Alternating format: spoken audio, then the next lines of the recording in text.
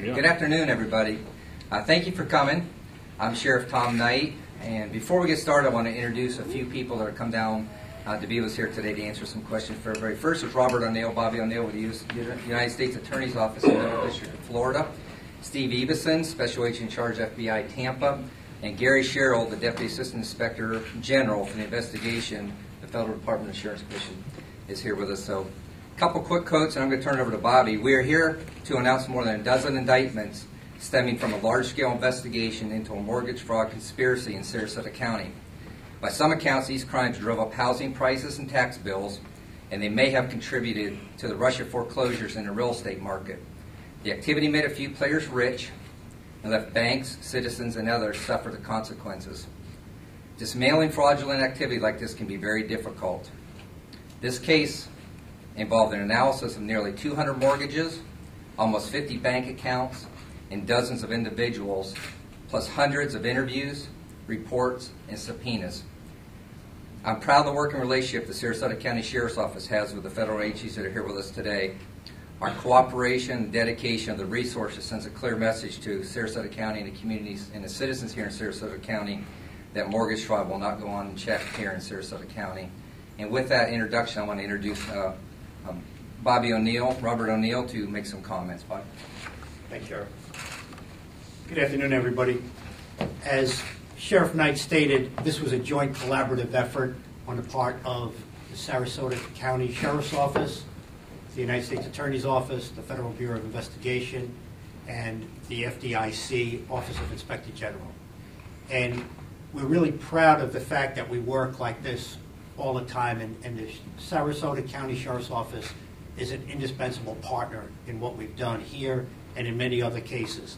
I specifically would like to single out Christopher Toot, who's the Assistant United States Attorney who's handled this case and put together a rather complicated matter, complex matter, and put it together in the indictment that's been available for all the members of the press. I'd also like to single out Deputy J.P. Harris of the Sarasota County Sheriff's Office, whose help was indispensable to this case. Deputy Harris has a background that makes him a formidable partner for us in this, and we could not do it without him. I really want to stress how important it is that we work closely in these cases with the Sarasota County Sheriff's Office as well as the federal agencies. It's a force multiplier. In this day and age where we all have serious budgetary considerations, it's so important that we can work together. We all serve the public, and in this geographical area, I can tell you, we work very closely together. This is not the only matter that Sheriff Knight works with us, and we all have a very close relationship, professional as well as personal, and it really benefits the citizens, I think, to a great degree. I'd like to mention the indictment itself. As you can see, it's a substantial indictment involving 14 people and 22 different properties, and it involves over $47 million in mortgages. This was a long-term investigation. I would like to point out the fact that it'll also involve asset forfeiture, and we will hope to deprive the defendants of any ill-gotten gains, and it's something we use. It's an incredibly important tool for us, asset forfeiture, because we want to make sure that we divest people who commit crimes of any ill-gotten gains that they may have derived from that. The indictment, I think, pretty much speaks for itself. It's lengthy. As I said before, it's 44 counts, and it charges a number of different charges. The press release sets forth the applicable time frame that the people are exposed to if convicted of these offenses. I would note it's an indictment, and of course, everybody's presumed innocent until they're actually found guilty. I would like to, at this time, turn over to my left is Steve Ebeson. He's a special agent in charge of the Federal Bureau of Investigation, and Mr. Ebeson played an important role not only in this case, but in starting the whole mortgage fraud initiative that we've done in the Middle District of Florida. I think I'll let Mr. Ebeson talk more about it, of course, but I think it's very important to the people of this community to know we've been looking at this. If we will continue to look at that. If people know of any information in this area, we will always be happy to hear about that. So At this time, I will turn it over to Mr. Ibbison. Thanks, Bobby. Again, I'm Steve Ibbison, the special agent in charge of the Tampa Division, which covers Southwest Florida and the Sarasota area. I'll piggyback on what the first two gentlemen had to speak about, the partnerships. When you're able to bring together the Sarasota Sheriff's Office, the U.S. Attorney's Office, FDIC and FBI together to attack a problem like, or an issue like mortgage fraud, very powerful group of agencies focused on such an area. I will say this, and I'll be brief until we get to the questions, is mortgage fraud is still a big issue in Florida, a big issue in Southwest Florida. It's still a priority of the FBI's, especially here for the Tampa Division, again, which covers Central Florida. It is not one of our top priorities. We continue to mass resources to address the problem. We don't see the issue going away anytime soon. But again, with the issues we have, with the partnerships we have, and I believe we'll continue those partnerships, I think we can address it in a significant effort towards that. I'll turn it over to the FDIC at this point. Thank you, Steve. As Sheriff Knight said, my name is Gary Sherrill. I'm a manager with the FDIC Office of Inspector General. And at the risk of turning this into a mutual admiration society meeting, I have to commend the efforts of Sheriff Knight and the men and women of his department, of FBI, Steve and his agents who have worked on this case, who have done the heavy lifting and the difficult work on this case, without which we would not be here announcing these indictments today. I also have to commend U.S. Attorney McNeil and his office for the leadership and the persistence that they have shown to bring this case to the point where it is today, and many other cases throughout the Middle District of Florida. Make no mistake, these mortgage fraud cases are complex animals. They are difficult to investigate. They are labor intensive. They are document intensive cases. They are time consuming cases. These are not cases that we resolve in a couple of days, a couple of weeks, unfortunately often not in a couple of months.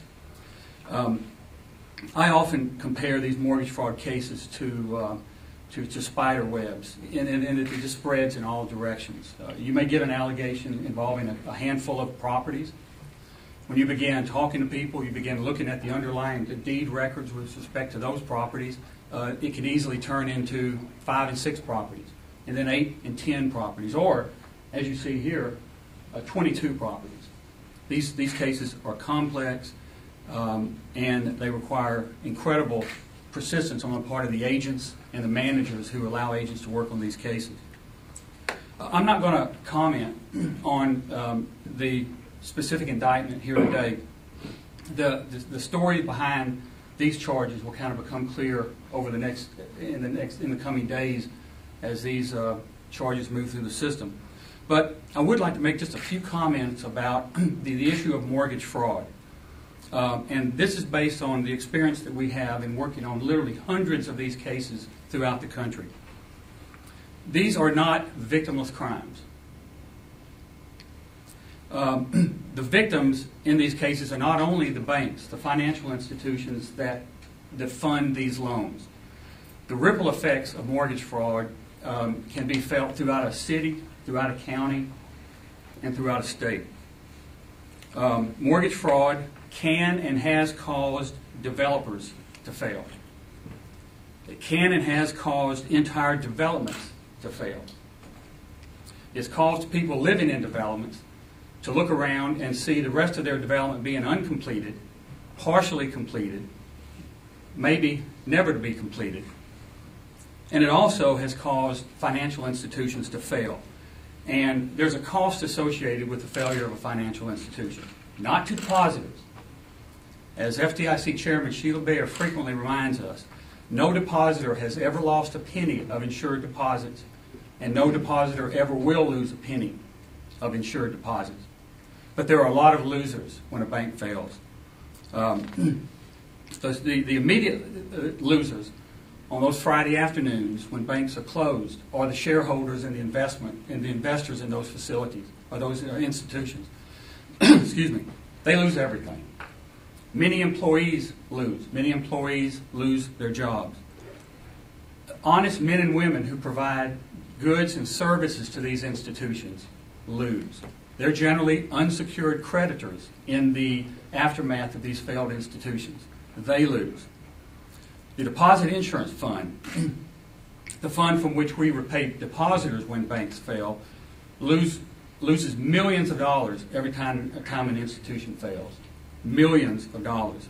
Now, that money, the money that the fund loses, doesn't come from Congress. It doesn't come from the Federal Reserve. The Office of Printing and Engraving doesn't print that money up. This money comes in the form of premiums that banks have to pay for their deposit insurance coverage. So there's a real impact not only on the failed institutions, but on the institutions that remain open. Bank failures and mortgage fraud has also had a profound impact in a lot of the communities around the area, as I'd indicated earlier. It also affects individuals. Some of you may have noticed an impact on the property value of your homes, and I suspect that's not a positive impact. It certainly hasn't been for me. There's also a big impact felt by local governments who rely on property tax revenue to fund operations and to provide services for the citizens. Just to sum up, my agency is committed to continuing to do the hard work and continuing to do the heavy lifting as we work with our state, local, and federal law enforcement partners to continue to actively pursue these cases and bring them to a resolution. Thank you.